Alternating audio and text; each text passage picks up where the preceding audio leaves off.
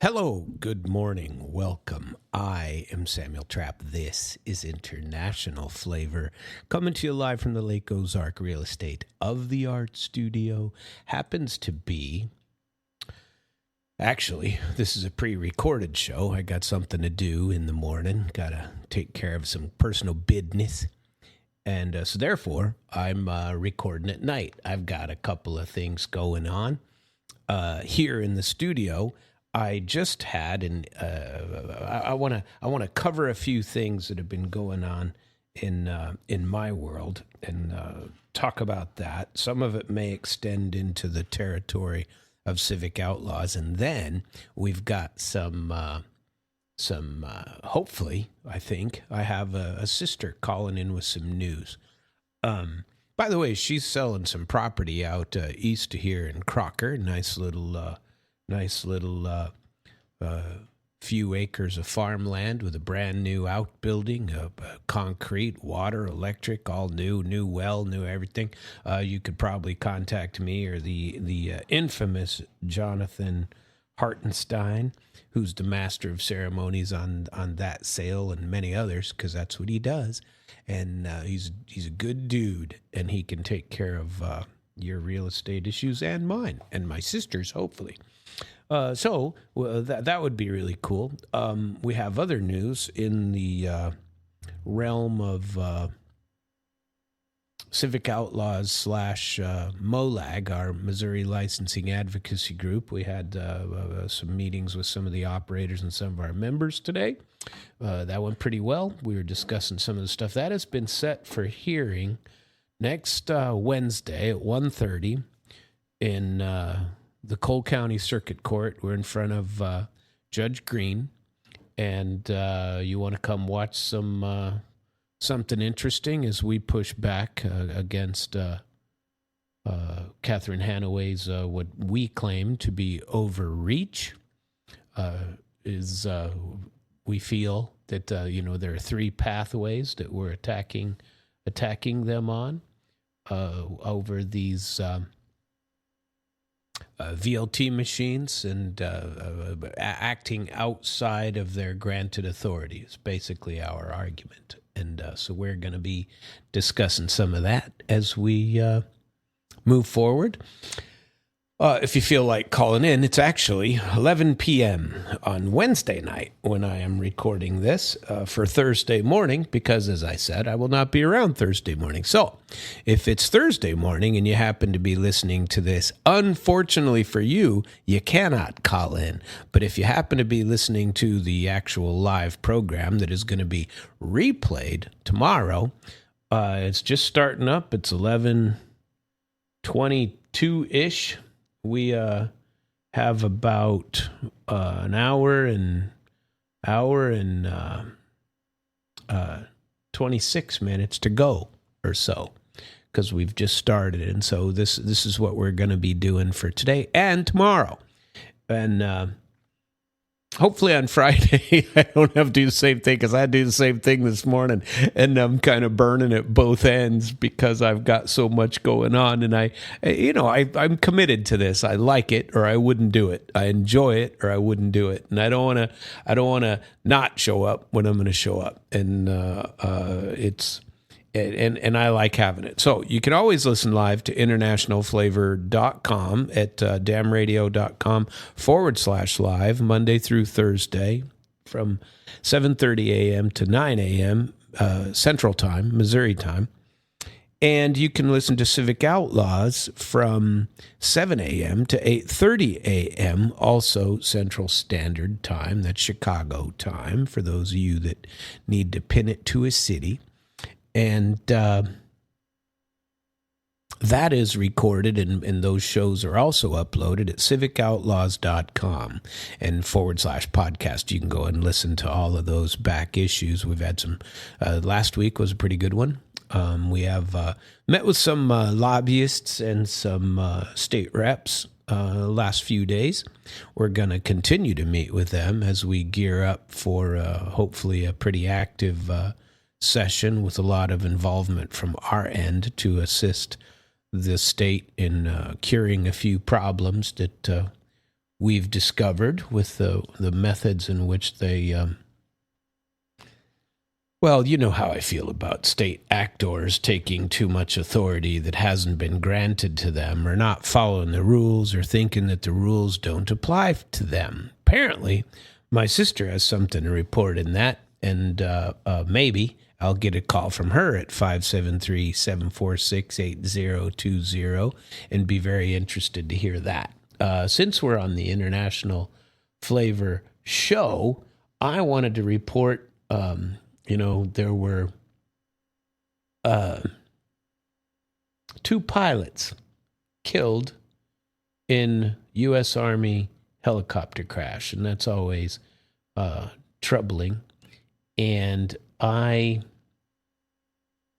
actually was signed for 3 Black Hawk helicopters in, oh my God, and it was in Fort Hood, Texas, right where I was. And here was an AH-64 Apache, and we were on the same flight line as the Apaches were, but we were in Black Hawks, and ours were called EH-60s instead of UH-60s, U standing for utility, E meaning for electronic warfare, and we used the EH-60 Black Hawk with about quite a few $1 million of equipment in each helicopter of electronic jamming and collection stuff that we had, and apparently, this is 2 pilots were killed after the AH-64 Apache crashed in a field in central Texas, burst into flames. The helicopter based at Fort Hood went down near Salado around 1:35 p.m. local time yesterday, according to U.S. Army and the Bell County Sheriff's Office. Both crew members aboard were confirmed dead. And that is unfortunate and depressing for us.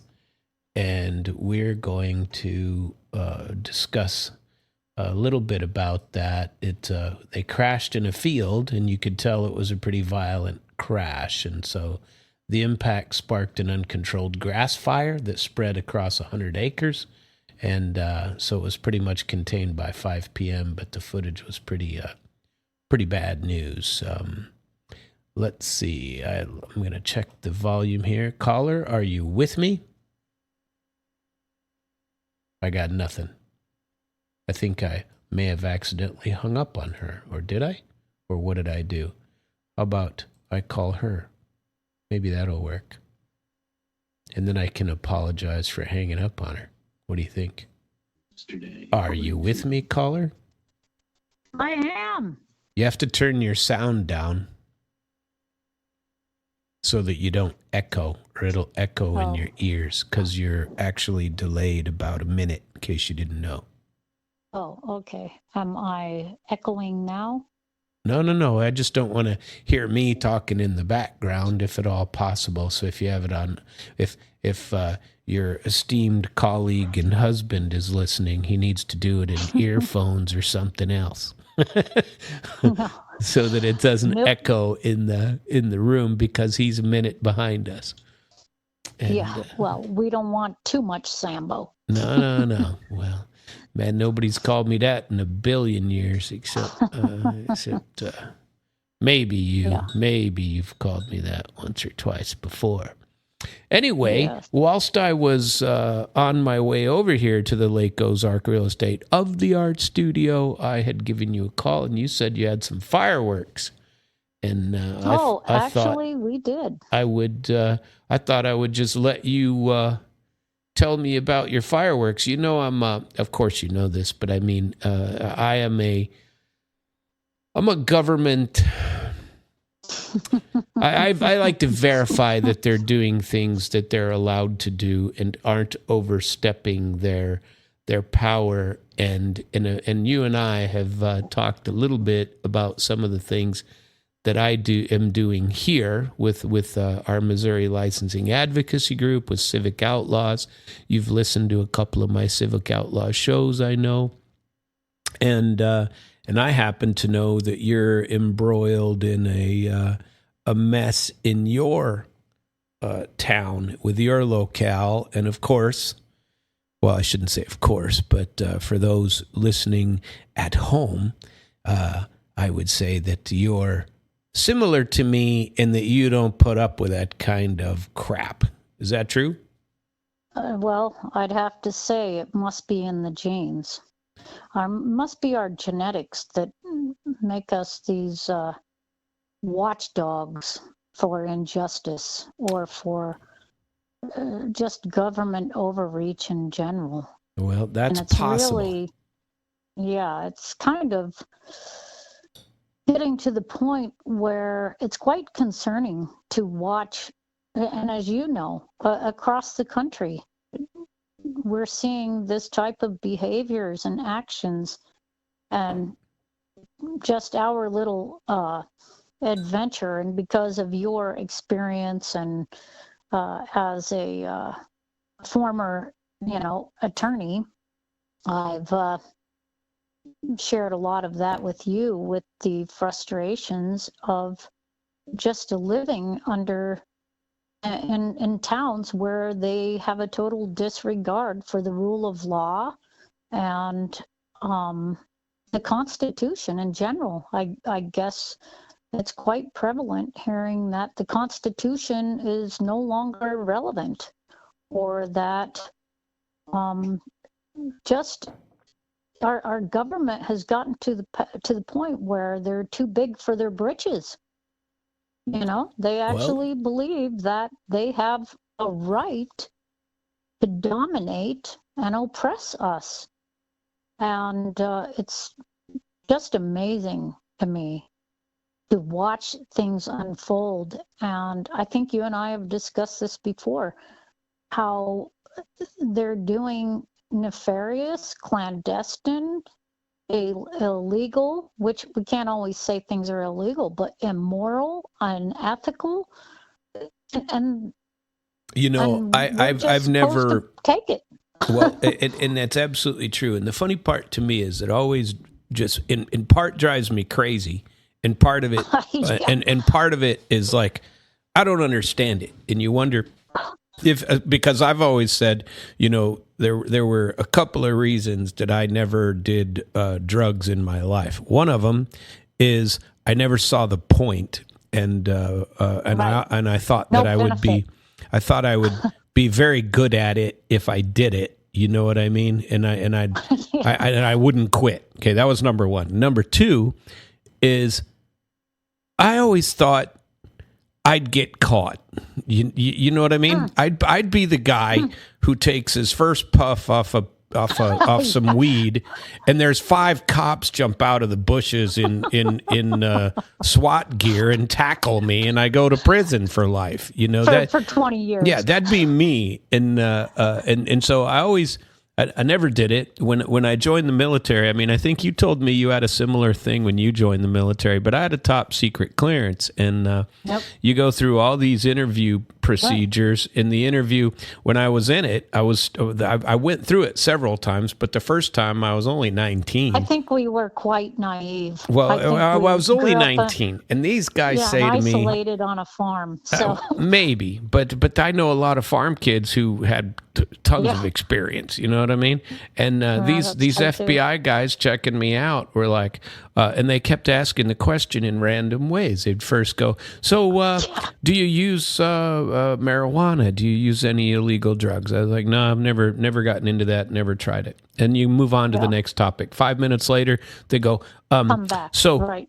When did you say the last time was that you used illegal drugs?" I was like, "I've never used illegal drugs." And then they go on, in the third time around, you're an hour later in the interview, and they've talked about your 8th grade teacher, you know what I mean? Yeah. And they go back and they say, "So, if we were to ask your friends when the last time was that you used drugs, when would they tell us was the last time you used drugs?" I was like, "Well, they would tell you that I've never used drugs because I've never used drugs. And anybody that told you otherwise is either a liar or is trying to, sabotage me somehow."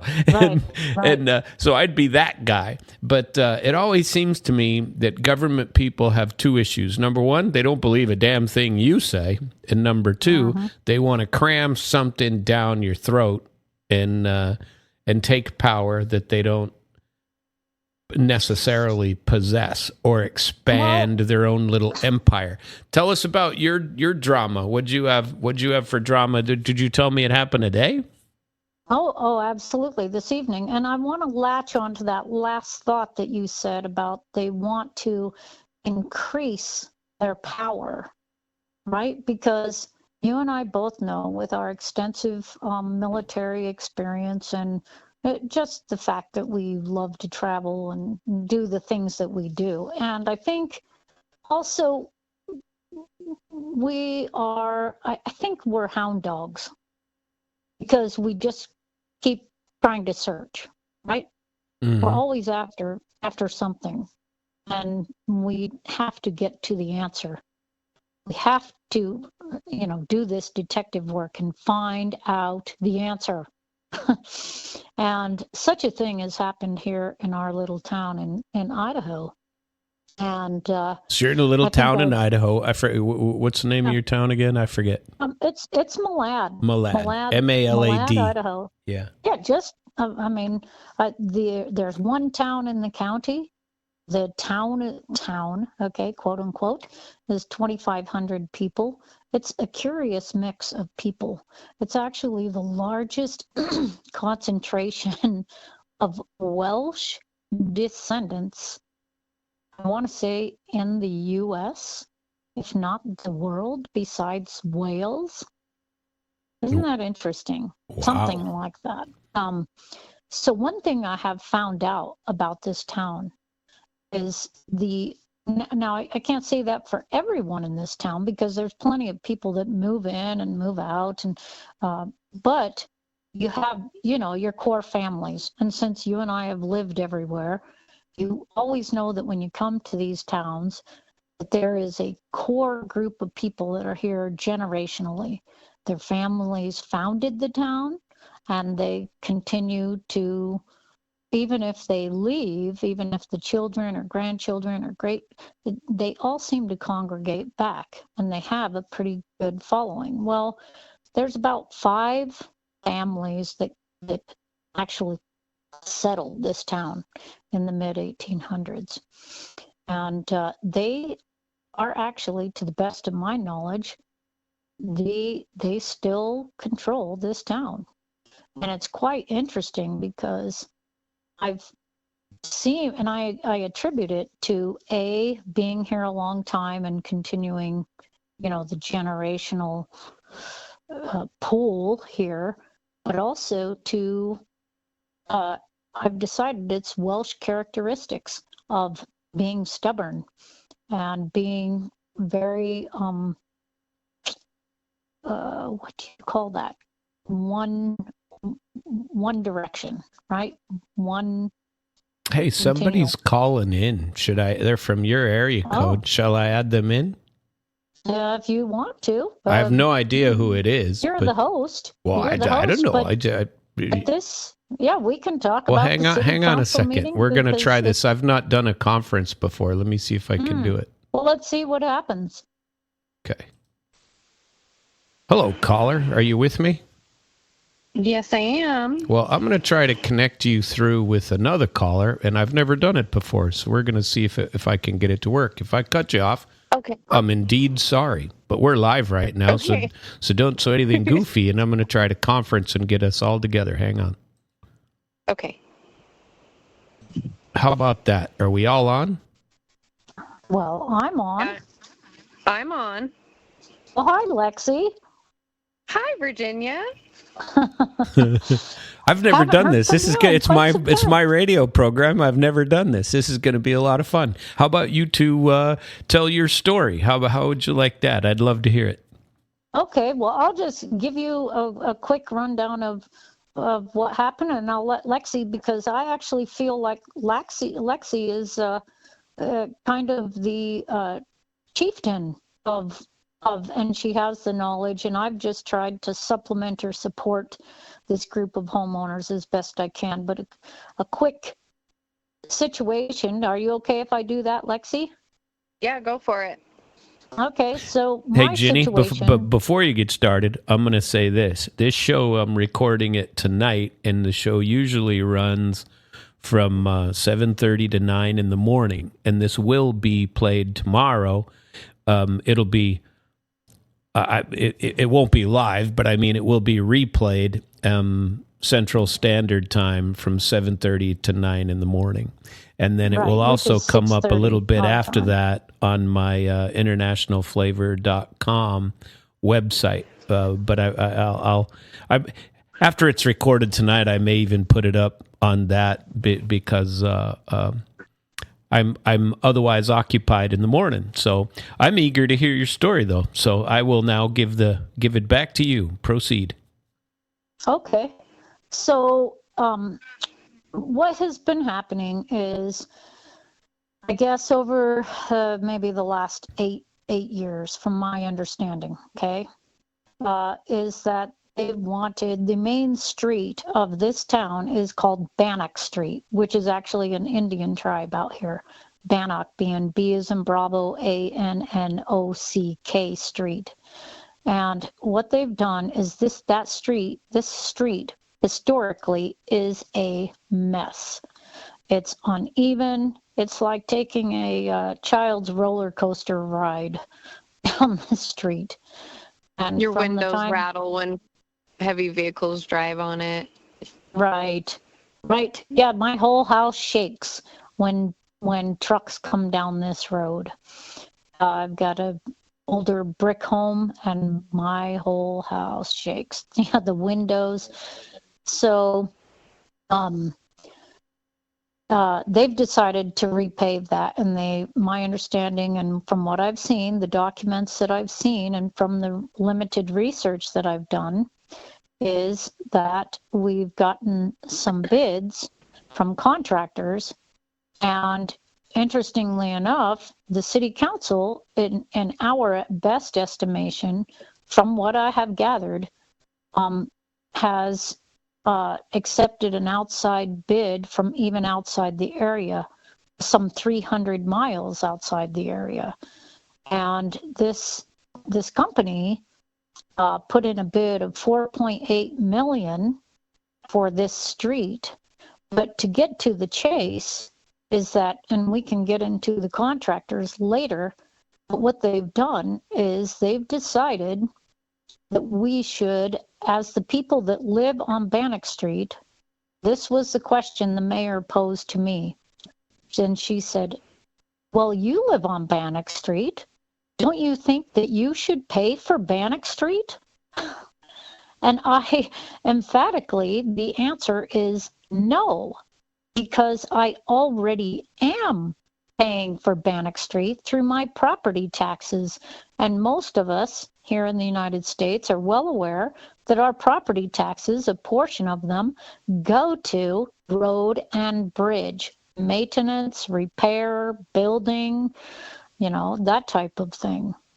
And it's just amazing because basically what they want to do is there is a thing, a type of money funding vehicle called a LID. And Lexi will have to state what that is. That's some kind of LI, and then the last word is a district. And what it does is it basically imposes an assessment on the property owners of this, in this case, the particular street, and it forces us to pay for the curb, gutter, the foundation of that road and the sidewalk, if you can believe that. So now not only do we pay a property tax, but we also are being assessed another, which is thousands of dollars to pay for this. And what I have gathered and what I have been told by the city, by the mayor, is that, well, this will give us pride of ownership. What's interesting is that we don't own the sidewalk or the curb and gutter, and they want us to pay for it. Yeah, but $4.8 million, is that what you said, for the street? Oh, Sam. And you got Sam. 2,500 people living in the town? Yes, and this is the only Yeah. town, but through the county, there's 5,100 people, right, Lex? In the whole county? Yeah. Right. Yes. What kind of street are we built? I've seen that street, by the way. It's a mess, but Well, so let's put it into perspective, okay? The other contractors came in at around, correct me if I'm wrong, Lexi, about 8 million. So Lexi, Yeah, can about there was like there was one for 8, I think there was one for 9 million. Right. So wow. basically they took the lowest bid they possibly could. Mm-hmm. Mm-hmm. And the contractor, this outside contractor, I actually spoke with the project manager, and I actually spoke with another road contractor who does the same type of work. And they informed me after looking at the bids and said, well, this contractor basically bought this bid, right? And basically lowballed the bid so that the city would take the bid. And then, and I asked the project manager, I said, so you took this bid, you bought the project, and now you're going to make up with it with time, materials, and change orders to make, and it very well could easily exceed that 7, 8, or 9 million. Am I correct, Lexi? Yeah. So that right there, even if that's not illegal, that's not exactly kosher, if you know what I mean. Well, right. Yeah. But how do they justify assigning separate costs back to you? This is what I don't get. Oh, here. So Yeah. Go ahead, Lexi. So here's what I learned tonight. So I recorded the city council meeting.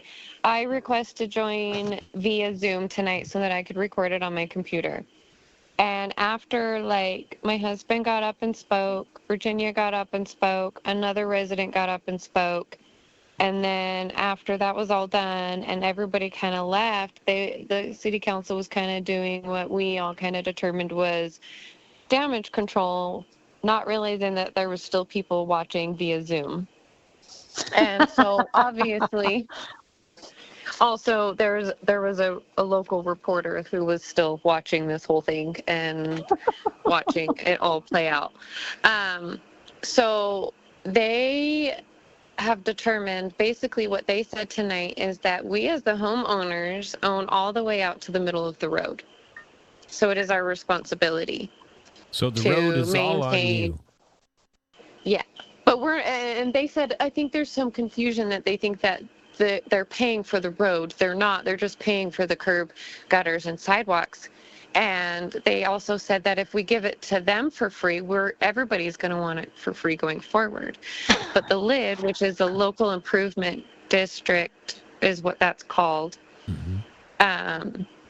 LIDs are typically not invoked for like main roads. They're for in situations of like cul-de-sacs or subdivisions or essentially landlocked situations. And like obviously ultimately the goal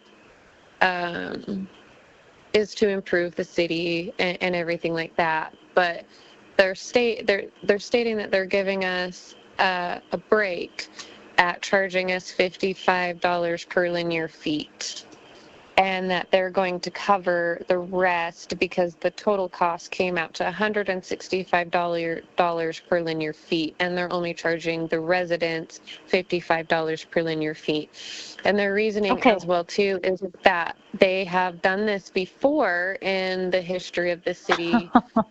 I think this is like this will now be like the fourth time they've done this in the last 40 years. And so they've been criminals for at least 40 years. So they just send people a bill and make them. And did they send you a bill, Ginny? No, it's basically a blank check. They want us to sign to agree, and they have not given us.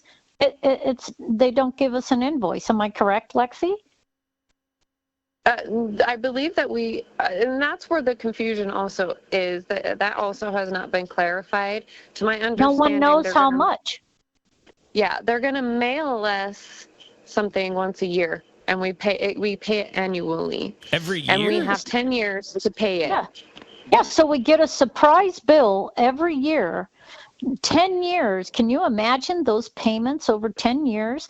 And here's another problem with that, Lexi, is that, first of all, just like you pointed out, this LID is for neighborhood, like cul-de-sacs, like side streets. Mm-hmm. Sam, you've been out here and you've seen this is the main thoroughfare that goes from the interstate all the way to the other end of the county. Right. And so... And also, I just want to state, like, when I researched the lid as well, too, it says the property owners help pay for neighborhood upgrades over time via special tax assessments. Not, we just get a bill and pay for it out of pocket. Yeah.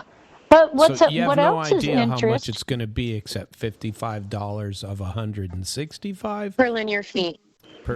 Here is the other issue. Like, for example, my home is on Bannock, and the front part of my home is a log cabin that was built in the late 1800s, and it was at a different location until the owners moved it to where it sits today.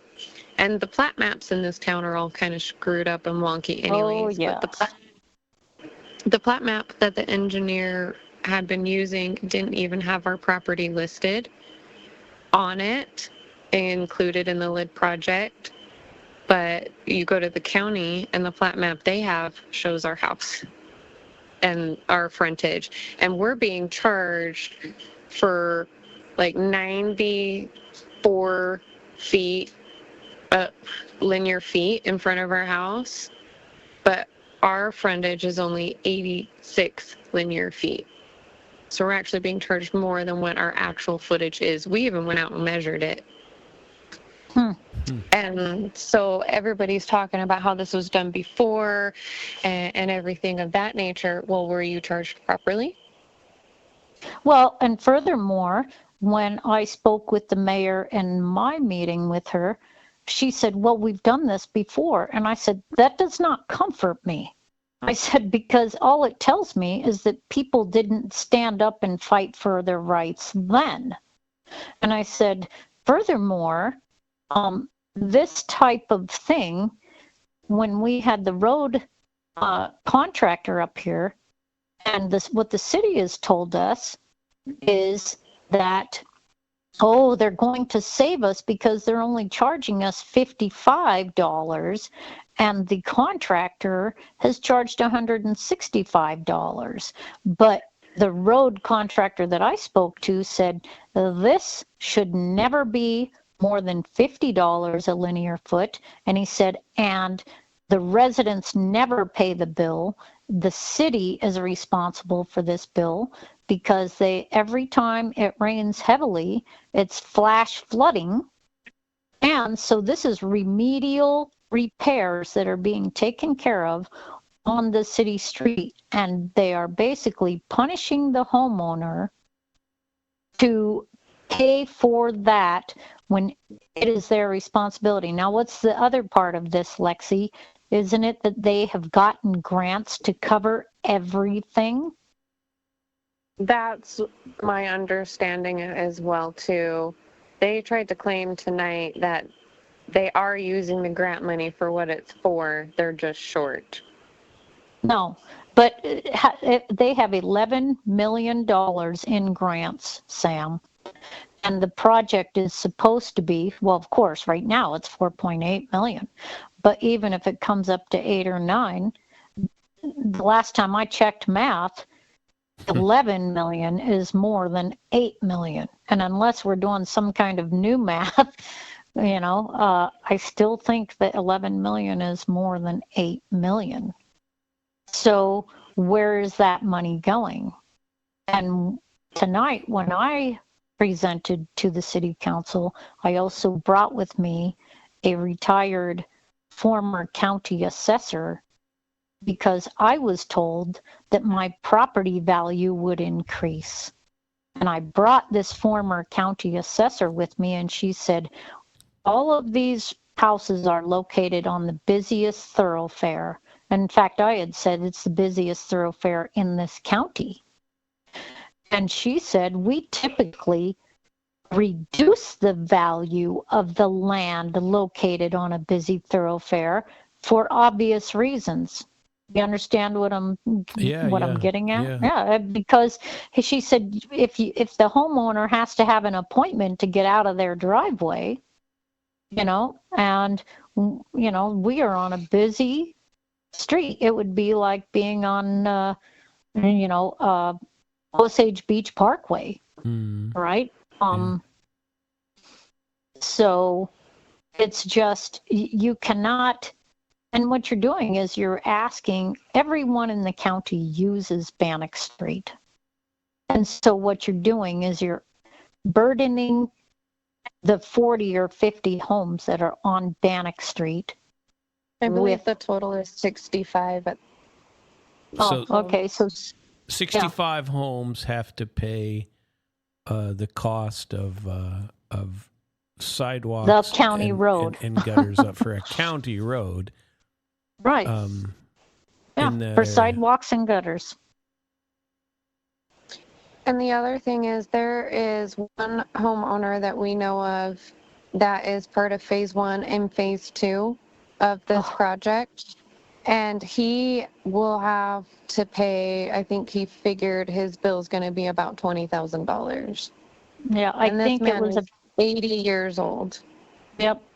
And I think it came to like 33,000 after we calculated it. Yeah. 33,000. Curbs and gutters. And no choice, nothing. Just here's your new tax, your individualized tax. Well, yeah. So the creme de la creme of this whole entire meeting tonight is, as after I spoke, and then another homeowner, her parents own right there on that, and she's one of the residences is what I'll say, one of the homeowners as well, right? Her parents are there. And she was quite angry and upset, and she kind of poked the dragon, as you will, with the city council, and in particular, because she has made several FOIA requests for public information and public records, and each time, just like what has happened with you and your civic outlaws, Sam, where you made these public requests and they said, well, sorry, that's going to take hundreds of hours and hundreds of man hours. And so $386,000 is what they told me. Right. And we had to pay it up front on top of that.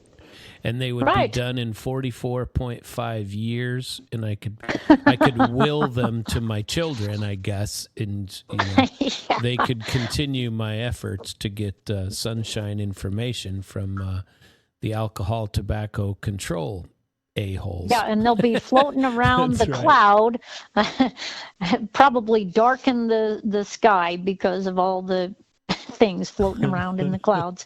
Right. But for us, so this girl, this young woman, Maddie. Her name Maddie. Maddie. Yeah. Yeah, and she's texting me right now saying, you could say my name, it's fine. Okay. Well, Maddie got up and she said, I've done this FOIA request and you have not answered them.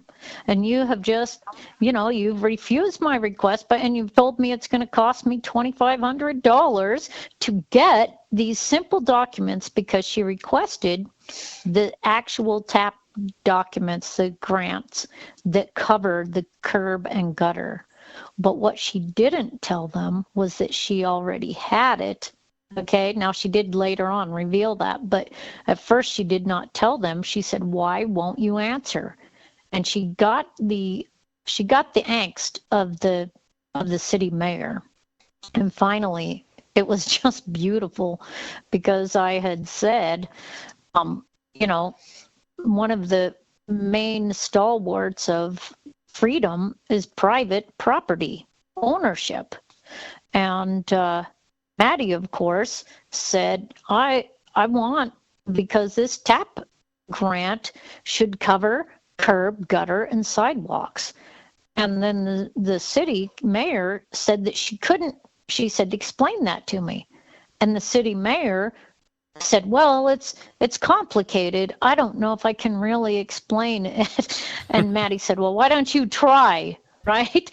And then they got into an argument and a very heated discussion about why they could not reveal this to Maddie. And finally, Maddie just unloaded on him and said, listen, I want you to know, since you didn't give it to me, she said, and she told them that she deals with grants in her job every day, and she has to be able to produce them, and they have to be able to track where that money went. And she said, and I contacted the grant and got the documents myself, and I had them in under 24 hours. I was going to say, if they're public, they're usually public record if they're going to something, someplace like that. And the only thing I would say is, so in Missouri, and I'm not sure how they do it there in Idaho, but in Missouri, so first of all, FOIA requests are for federal. That's Freedom of Information Act. Usually there's something separate. Yeah, this was a public record request. That would be either sunshine. In Missouri, they're called sunshine requests, covered by a separate chapter of the revised statutes of Missouri. And I assume there's something similar in Idaho for it is a public record request. Mm-hmm. Yeah. And there's ways to go get them, and the rules are different state by state, but usually you can sue them for not answering or not providing all the documents, or redacting something that shouldn't have been redacted, or unreasonable delay, or in Missouri, charging you lawyer fees for someone to review them before they give them to you. That's not part of the cost, So there's plenty of ways to go after that. That could be a lot of fun. That is for duly me, noted. I don't know if it's fun for you, but it's fun for me. This is starting to pique my interest in all kinds of ways. But Maddie ultimately got the angst of the mayor, and the mayor lashed out at her and said, this was the most amazing thing that she could have said, because she said, well, we have a right to be able to recoup the money that we put out from and I don't remember if she said property owner or the residents or the citizens, but it was the people. She said, we have the right to recoup our money from the people. Well, and does that mean that the people have the right to refuse to have sidewalks in front of their home? What if you just go, I'm not paying for that, and I'm not going to... Well, isn't that beautiful that she would... Yeah, because that's exactly... She stepped in it there. Well, definitely, because if you have the right as the mayor to take money from people, why don't people have the right to tell you, well, then thank you, but no thank you. And keep your keep your damn sidewalks. Put this sidewalk in front of your own house. I prefer naked grass. Right. Yeah, I don't need a sidewalk, and if I do get one, I'll put up a no trespassing sign on it, because she wants me to have pride of ownership. Okay, well, then stay off my damn sidewalk. That's right. It's. But when she said that, I think everyone just went, oh. And I don't even think that she caught that she said it. Well, did she say where she gets the right? Did she say where she gets this right from? No. No, I think there was a comment, something about the state gave them the right or something. But what's interesting is that I might have to pull a little bit of rank there, because my rights are God-given. So if her right came from the state, well, my rights to private property, to life, liberty, and the pursuit of happiness came from that. We are all endowed by our Creator. Is that not correct? That sounds familiar anyway. Well, actually, no, because there's still you're quoting constitutional rights, and God. Oh, that's right. In this county, we're not allowed to do Constitution. That's why we're not a constitutional sanctuary county. Did you know that? No, I didn't know No. that. Where we are here in Camden County, Missouri, we Yeah. Do you know what? We were the place that was all over the news when COVID was on, because we didn't shut down. Yeah. Well, see, out here, they even shut down the dam park. They shut down everything here too, except in this county, and so all the water bars were open, and people were wandering, no masks, no. Oh no! And people, and just less than an hour away in Columbia, people were. The Gestapo was out, and everybody's a Gestapo member, ready to jail you for not wearing a mask. I mean, nuts. Yeah. Karen here and Karen there. Mm-hmm. Well, so how did your meeting end? So was anything resolved? I'll let Lexi take that one. Well, after everybody left and they were still talking, they still feel that they're in the right of making us pay the lid, but they're gonna find a way to hide it, send out a better breakdown to explain to the people, so that they recognize that there's a huge misunderstanding, which the misunderstanding would not be there had the communications happened from the very beginning, way before they tore out all the curb and gutters and sidewalks and everything like that. They claim that they've sent notices, they've claimed that they sent things, but a lot of people I've spoken to have not received those things or didn't know anything about it. There were remarks about, well, it sounds like you need to attend the city council meetings, but the few people who have still walked away confused, not knowing for sure whether or not they were actually going to invoke the lid or not and make us pay for it. And it hadn't been officially declared until after everything was torn up and they had started the process. Well, they should be able to produce a paper trail. And I mean, the most common answer tonight when asked questions was, oh, I don't know, or we're in the dark, or we'll have to find that, or and it sounds like most of them themselves don't even understand what is happening, which I understand it's a complex thing, and they did clarify that this is it's very complex.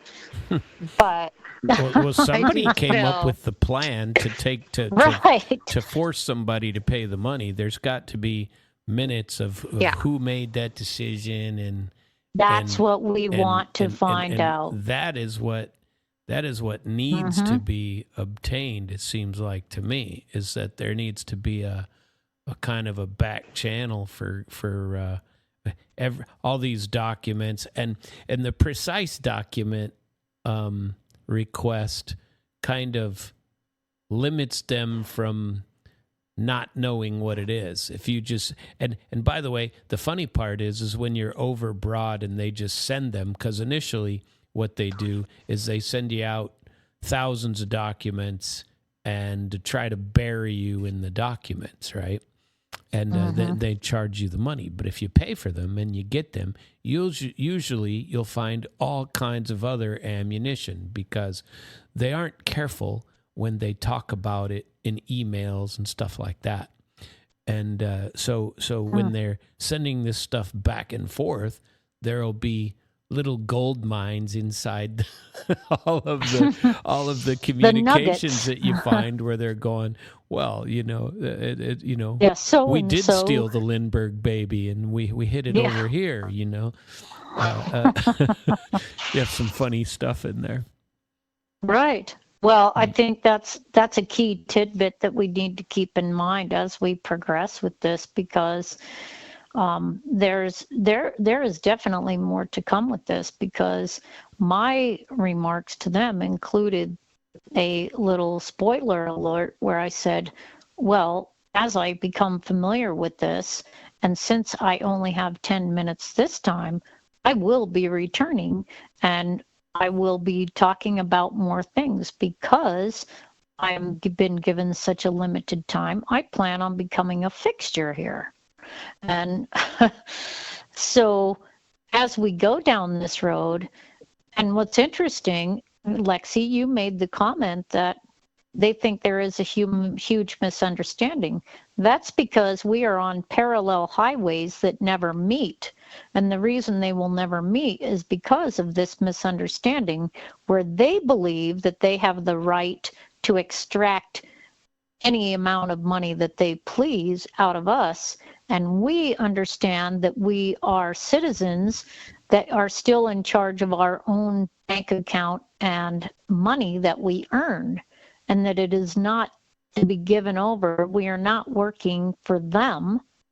And I find it very hypocritical and very amazing that as they say that they have to recoup their money, and that on the one hand, they had quite the discussion about giving these city workers the cost of living increase.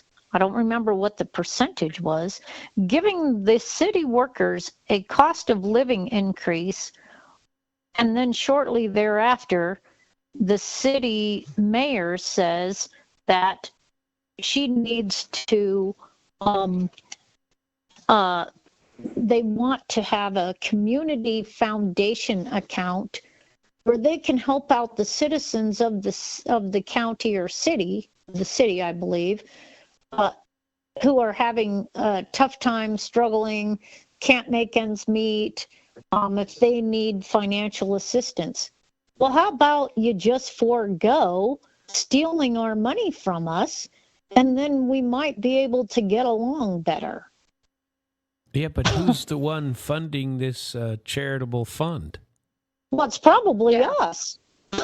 So another required fund. I was wondering if there is, let's see, when you have these roads that are coming through and coming past your house, are they doing this on every other street in the town, or is this the only street? The only street. The only street. So do other people get sidewalks or curbs? Well, randomly throughout this city, some do and some don't. Well, but my question is this is a small town. Who asked for these sidewalks? Well, do you feel some if I had the choice, I wouldn't have one in front of my house at all. Yeah. Do you feel some kind of duty or sense of obligation that all of us have to have? I even asked her, do you plan on putting a sidewalk in front of my house? And she's like, well, yes. And I'm like, why? I don't need a sidewalk, and nor do I want a sidewalk. Your house, except that's you, right. Maybe. I mean, I don't even walk past my house. Why would I? No, you I don't. drive out the driveway. Well, right, and that if obviously they're claiming they can't afford these sidewalks, but they're going to force you to afford sidewalks. You know, somehow, and I have to pay for it within 10 years. And you don't get any How do you choice. Like that? There's got to be a federal attorney out there, or how about your attorney general, or the consumer division of the Secretary of State, or somebody like that. Have you made complaints to the state at all? I have not personally. I do believe that someone has spoken to the Attorney General for the state and has had conversations with them. and they do feel, and I don't know how far it's gone. I don't know if there's been any more communication, but it was stated by them that they feel, with the information that they have been given, that they feel like if we wanted to pursue it, there would be enough to go after criminal charges against the city. Wow. Wow. Then Well, why aren't we? We need to pursue well, something. yeah, but you can't pursue. They have to pursue. Right. I mean, you're Yeah, not a that's- yeah. prosecutor. You don't get to. We can't. You know, all you can. we But don't get to if you rattle enough complain. cages, something sounds really messed up off. and fishy Mhm. here. Interesting that we all think that. Yeah. Who? The important part is who made the decision and when, and that they should be able It to was identify. Maddie who reached out. No, who made Sorry. the decision to that we should pay for curb and gutter and sidewalk? Mm-hmm. And when was the first time that somebody mentioned it to somebody that was supposed to pay the money? And what? I mean, Yeah, that's what we want to know. yeah. These people didn't get notified at all until. And you should be notified. Well, by the way, something sounds fishy anyway. I don't. Now, I've heard about this in like an HOA. I mean, Jenny, you know, I'm a broker in Missouri and in Florida, and I practiced law for many years. I don't anymore, but I understand how this stuff is supposed to work for the most part. Right. Now, I don't have any idea what's going on in Idaho and whatever rules they have, but something doesn't sound right. Exactly. You know, you have to have people. There's things like equal treatment under the law. Yeah. And if and you're there's forcing oversight. well, and there's got to be some kind of oversight, and an equal treatment thing would be being able to say, why in the world do I have to pay for sidewalks when Joe Blow on the other, a block away from me doesn't have to pay for sidewalks, and you're not forcing him to pay for the sidewalk? And why aren't you taxing the entire community to pay for this place that you want to beautify, only a street, and force me to pay for it? It's an HOA can do that, but not your city. That doesn't sound that's right. because they're. Now, Sam, you just brought up an interesting point. Okay, I know where the mayor lives, and I know where the city council member lives, and guess what? They have no sidewalks in front of their house.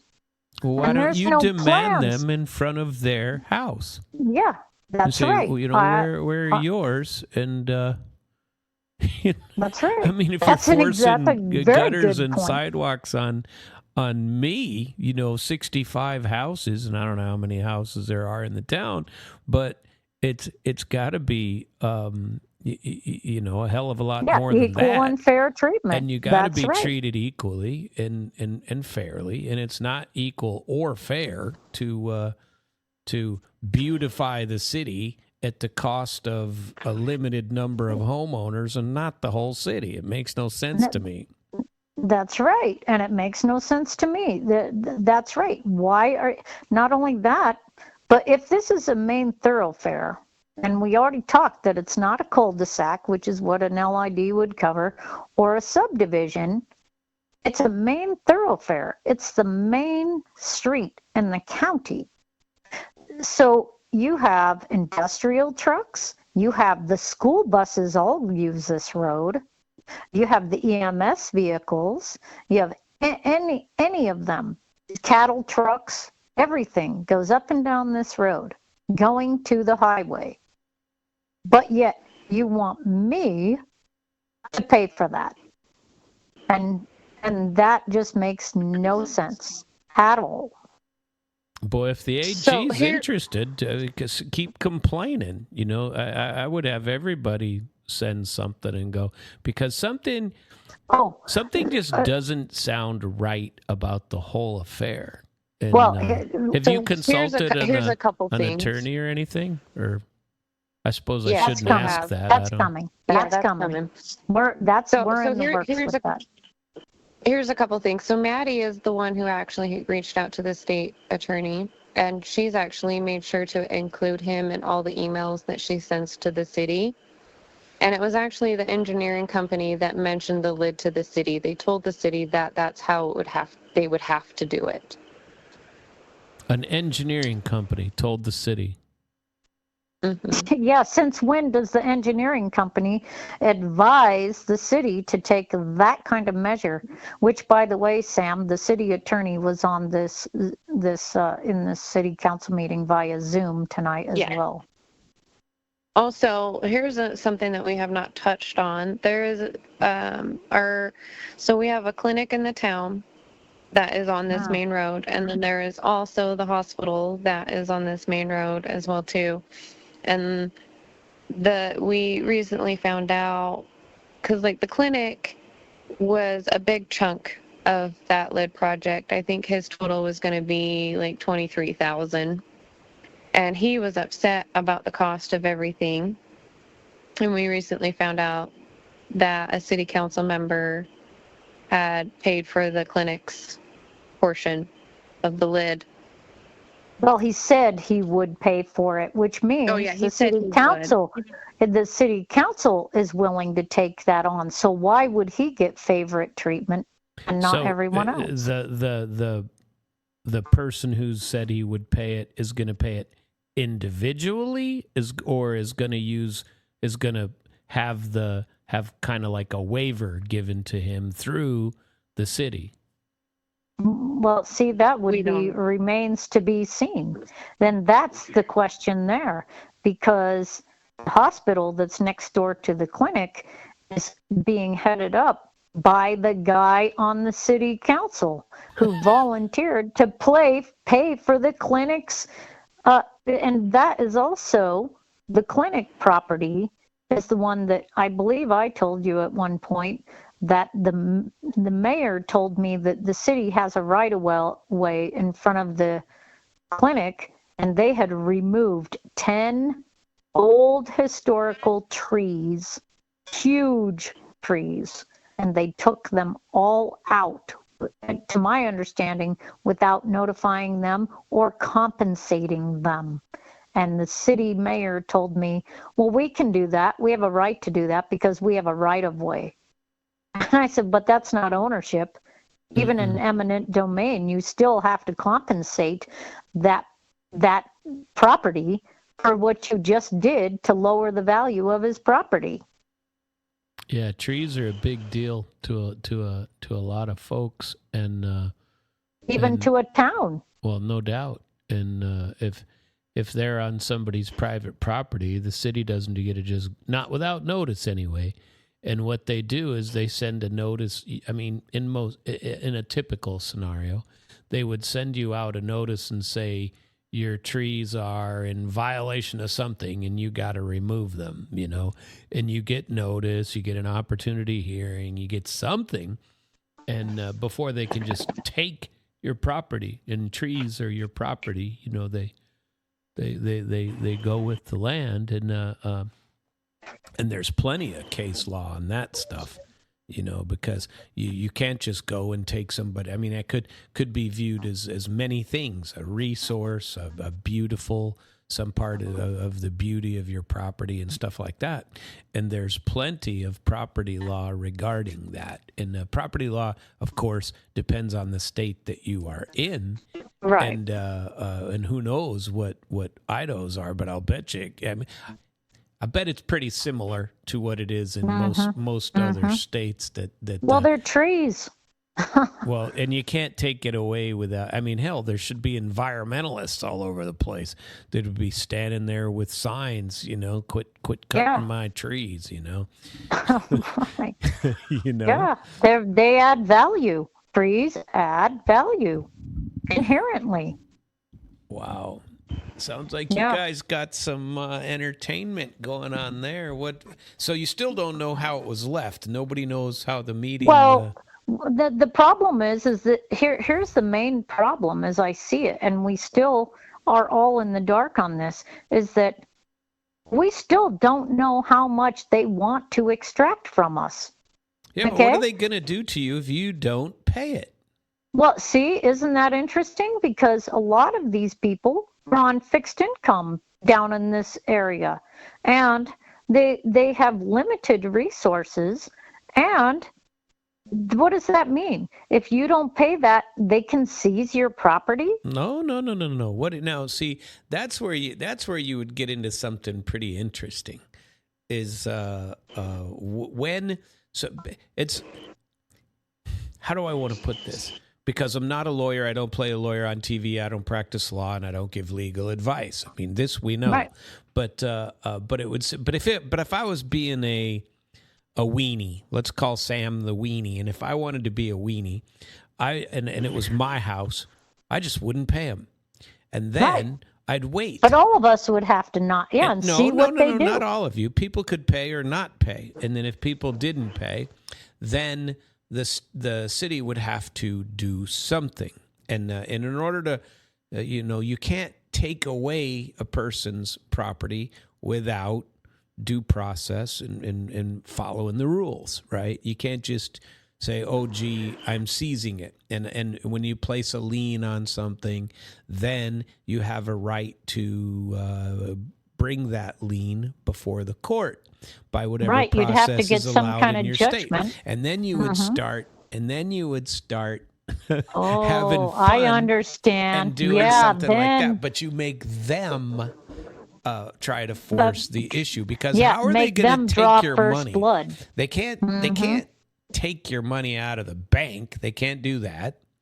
They could send you an assessment, and then you just don't pay it. And then Right. when it comes time for them to attempt to force you to pay it, or what are they going to do? Build all the sidewalk and go, well, if you don't pay, we're not going to put it in front of your house. Well, that's good, because I didn't want well, it darn anyway. Damn it. You've look what you've done. You've made my house the same as it was before. Or And, what? Make us pay to use it? well, yeah, right. That'd be hilarious. You're going to put a toll sidewalk in and pay to have someone there. Anyway, if it was me, I'd just sit around and wait and go, all right, well, good luck to you. When you choose to, you can assess me all you want. And then if I don't pay the assessment, you have to collect it some way. Now, from your property law stuff as a broker in a different state, I obviously don't know what your rules are out there. Right. But Right. you have to be given, when people are assessing something against you, you have to be given a notice that it's out there, and notice that they're going to pay it. It has to travel with the land. So what if this and would it transfer to the next owner? So if you got a bill from them, and I'm just giving you what ifs here, okay? Right. So right. here comes the bill, and it's $22,000 for your house just to get some sidewalks, and you go, well, screw this, I'm leaving. Does that become something that ends up at the title company? And will the title company recognize it as a legitimate tax or a legitimate lien upon the property? It seems to me that if it wasn't done, now they would have to, because the title company is the one who comes and decides Right. whether the title is clean or not clean. It happens Yeah, if every it's encumbered. time. Every time a piece of property transfers, pretty much anywhere in the United States, there's a local title company who goes back and verifies that the title is transferred cleanly ever since the property was recognized by the state. And and then they, if they find a discrepancy, it has to be cleared before you can transfer the title. Would it mean that they would be able to place a lien on your house so that you couldn't sell that piece of property? And how would the title company review that note or lien? So their attorney was there participating by Zoom. What did he or she say? Anything? No, he didn't, did No. he, Lexi? He didn't say a word the No. whole time? Well, no, no, he well, talked. I mean, but not about this. Aha. So has anybody asked him to explain it? Well, I'm going to, because you've just brought up so many legitimate questions that I think it's time to do some real deep dives in some different directions. Deep dive, different directions. How do you like that? Well, that's a several D's in a row. So what if Right. what if you just listed your house for sale and then sent a request to the attorney Title general, company. to the Oh, court, to yes. somewhere in the state, and go, what do you think of this process, and can they, you can ask courts. There's something called declaratory judgment is an action that a lot of people Right. take, and Idaho probably has something similar. And you can Yeah, they do, actually. you can ask a court to declare somebody's interests, and basically you have to, in order to get that, it usually would require that you have something to lose. Well, you absolutely do, all of you. And so that question would It's mean your property. well, exactly. And that question would mean, and if you've hired a lawyer for this, he should be able to help you do that. But now you got to go spend all this money and in order to pay for a lawyer to go and examine your rights. But if they've overstepped their bounds, there's a method in the federal court system to sue them for overstepping their boundaries. If they've gone too far. Right. Overreach can cost them money, and under U.S. law, when they have overstepped it in state, or when they take an action and they say it's under color of law, under what they claim to be law. Well, then, she says they have a right. well, exactly. She said they have the right, and you have it recorded. And so if you found somebody to sue to get them to do this, then when you win a 1983 law, it's 42 U.S.C. Section 1983 is the federal statute that covers this kind of thing. And when you win, even if you only win $1, or even if they only declare that you've been damaged in some way, but they can't say what the amount is, and so they award you some kind of a nominal damages to say that your rights have been violated, guess what you get? Attorney fees. That's right. Attorney fees, and which I'm okay with that. yeah. But usually it's in honestly, arrears, at the and end of most the day- attorneys will make you pay up front, and then you get them back. At the end. That's the trouble. Yeah, but honestly, if us residents were all to chip in on what the attorney wants to charge us, it's still cheaper than what the city wants to charge us. Well, that's probably no doubt, because if everybody's being charged $55 a foot and that thing stretches quite a few miles, does it not? Yeah. Well, yeah, but yeah.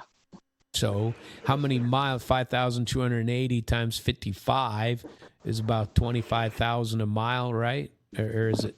Am I Right, but I mean, or it is it wouldn't go. 250,000? I don't know. It's a bunch of They're money. saying right now that the total assessment for the lid is $350,000, and then it's broken up by linear feet of property.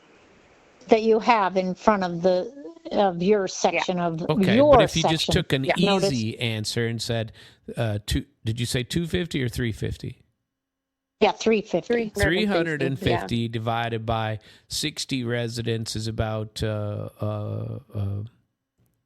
I can't do my math real quick. See, 36 and you divide it by 6 I was would going be. to say that's 60,000. Yeah, That's- 6,000 a. 6,000 a head, right?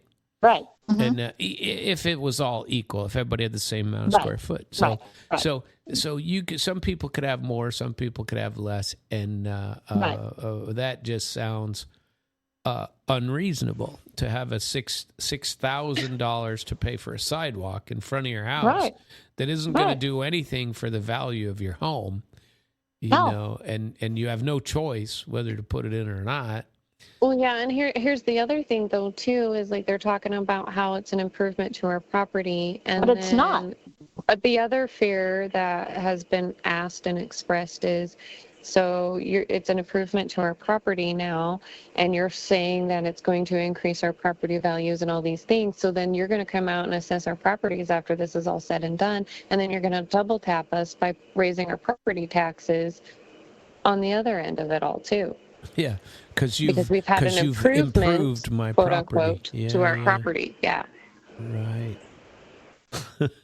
I don't envy you your position. I really don't. And it really sucks when people just go out there and pretend they have any rights that they want. You know, I mean, this lady saying, I have a right. Okay, tell me where that right comes from. A right comes from some enabling statute, some enabling language somewhere will tell a person, a government person, what their job is. And I don't mean a job description, especially if it's somebody who is elected, you know, and these people are elected. There will be something that says what their authority is once they are elected. And there's enabling language either in a city document, a county document, a state document that will, you know, a statute, a regulation, something that will identify what the legislative branch has said that these people can do and what the executive branch has signed into law after the fact. Okay, and that is at any level of government. There's always three branches of government, and so the thing to do would be to start with you know, a state statute, a regulation, a county regulation that tells what the powers a mayor is allowed to have, what they can do, and where they get this. You know, if she says, I have the right to charge you money, you don't just get the right to tell people, I want to beautify your street. Money. Let's say it was a different beautification. What if she wanted to come and say everybody should have a metal roof because that would... you know, mean that the ice and snow could just slide off of it and you wouldn't, you know, or to put a heated roof on because it's going to mean that snow wouldn't stay there and we're going to improve your property for you because we're the ones who make these sorts of decisions. We have the right to do that. What all do they have the right to HOA. Do? Right. It's are you the HOA boss now? And, the HOA Gestapo, you know. But I do like, once you go back to the comment that you made about unfair treatment under the law, because it's unequal treatment, and it's you're not being treated unequal. The same as everybody else. Yeah, and I mean, look, the city council members and the mayor herself do not live on a street with sidewalks. And there is no plan to give them a street with a sidewalk and the curb and gutter. Wow. Yeah. So, okay. So I have to pay for one on a street where an industrial, you know, we do have Hess Pumice here, and they bring from the pumice mine those semi-trailers and trucks that go on this street, and where's their fair share for paying for this road? Tell me that. You know? Why? And not only that, but they have to, the reason why the road is in such bad shape is because the road was not built, nor was it maintained to have semi-trucks driving up and down it 50 times a day. And that is what has damaged this road in the first place. So it's not even us driving on it. It's the fact that all these industrial trucks are driving on it. Wow. I don't envy you your position, but it sounds like a lawyer would be in order. In order. Yeah. Lexi, do you have anything to add? No, I mean, I feel like we've touched bases on most things, and like, like I said, our biggest frustration is like we keep asking for answers, and I'd keep they sending can't them seem to give formally. us. Keep sending them And we have formally. been. We've And been bombarding them, and we have made them Mad. very uncomfortable. those are usually Made them. lawsuit matters that, Sunshine requests in Missouri. If they don't respond within a time frame, or don't follow up accordingly, or unreasonably delay, or there's all kinds of different actions to force the issue, or they redact too much, or they I don't know what. There's so many different ways to go after them, but that you can tell as soon as you send out your first request whether it's going to be a collegial, hey, let's share some information and some transparency, or whether it's going to be, we don't want to provide it. And usually it's going to be by sending you an unreasonable bill, or sending you all kinds of questions and saying, wait a minute, this isn't clear. We need this, we need that. And they start playing games with you.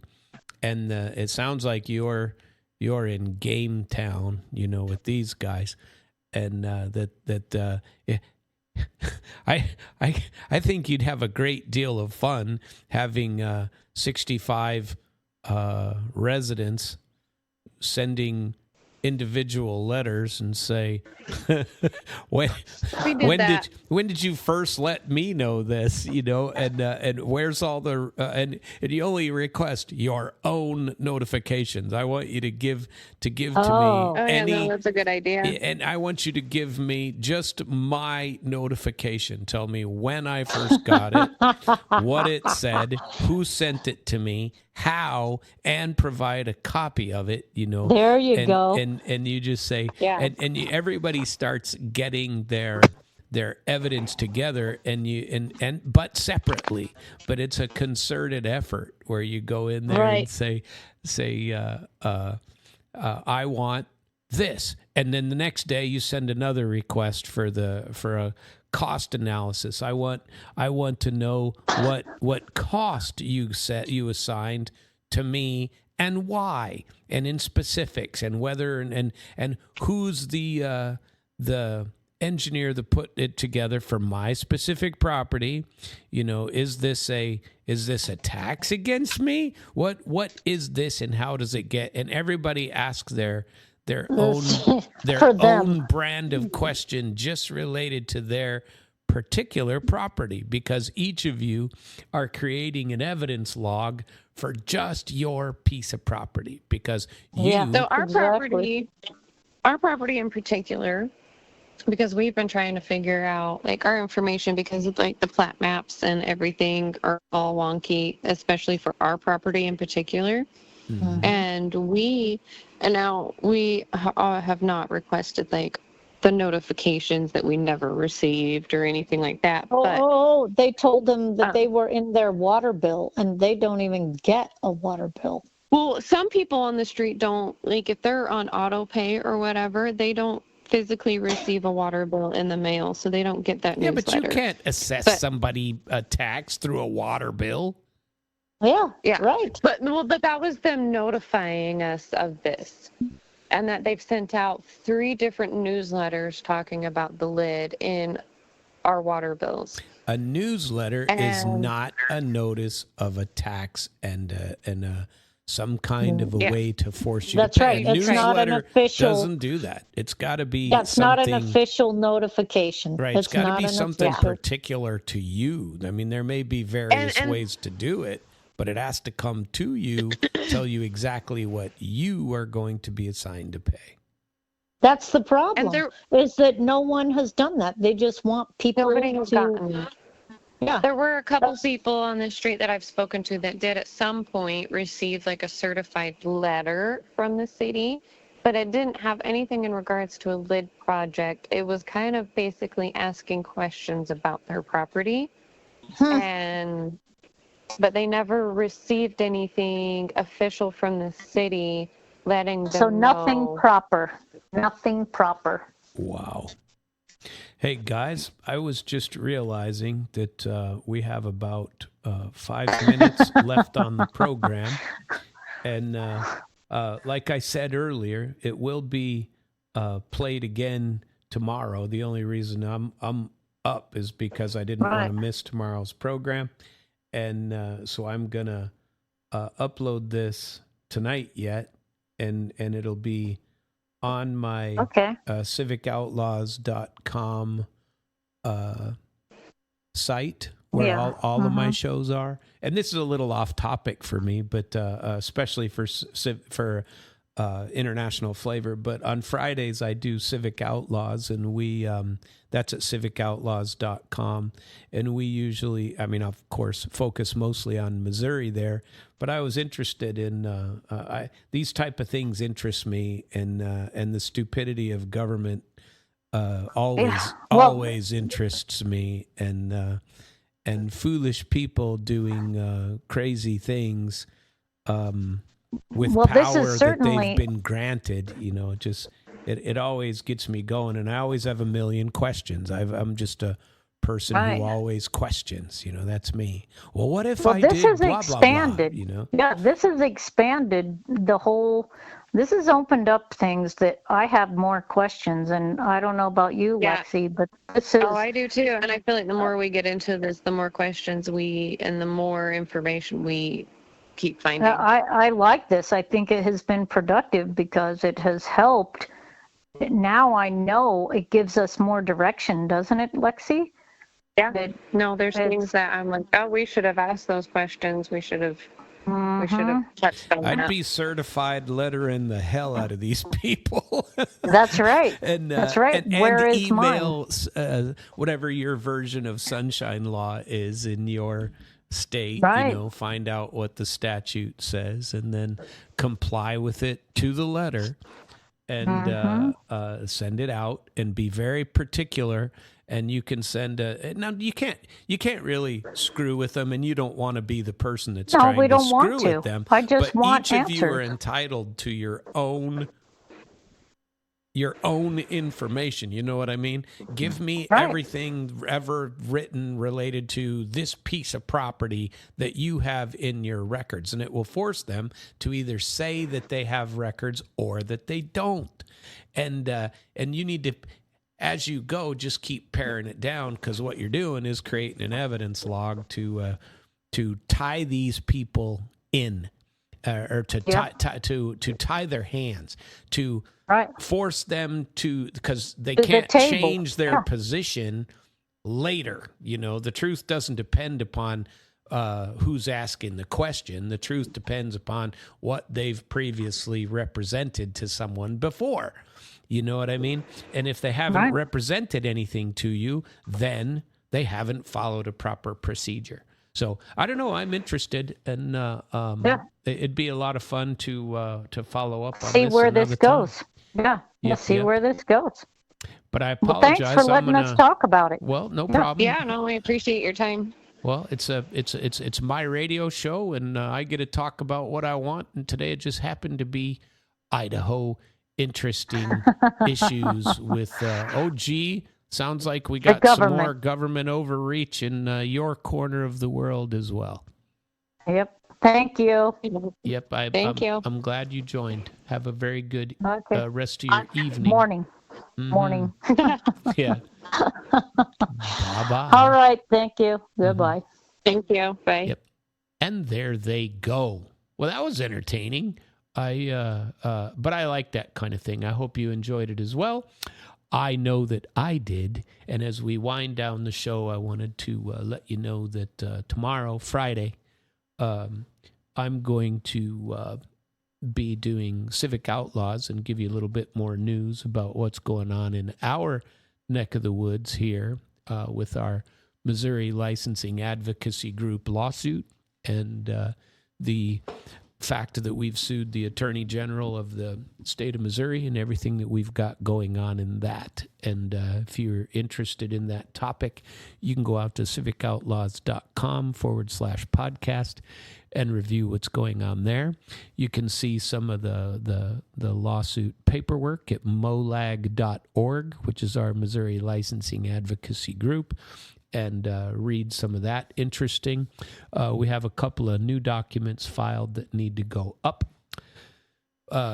regarding motions and stuff like that. And it's getting exciting all over the place, apparently. I appreciate you listening, and I hope you have a very good mid-Missouri, and in this case, Idaho day. Thanks for stopping by, and I will see you next time.